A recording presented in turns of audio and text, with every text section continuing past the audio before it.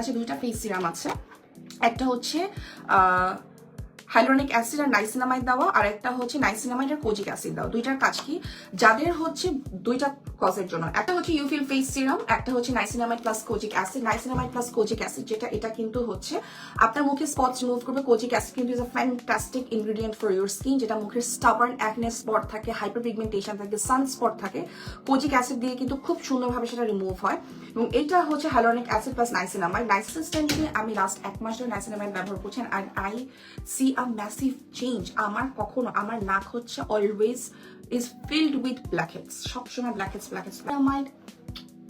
Niacinamide is the best. যাদের blackheads এর problem আছে, হোয়াইট হেডস এর প্রবলেম আছে, জাস্ট অয়েলি স্কিন, তাদের জন্য niacinamide is a must. So hyaluronic acid হচ্ছে যাদের ড্রাই স্কিন, ম্যাচুর স্কিন, দেখা যায় যে মুখ ড্রাই হয়ে থাকে, টান হয়ে থাকে, প্লাম্পড থাকে না। হাইলোরনিক অ্যাসিডের কাজে কিন্তু এটা হচ্ছে আপনার ড্রাইনেস দূর করবে, আপনার স্কিনকে প্লাম্পড এবং হাইড্রেটেড রাখবে।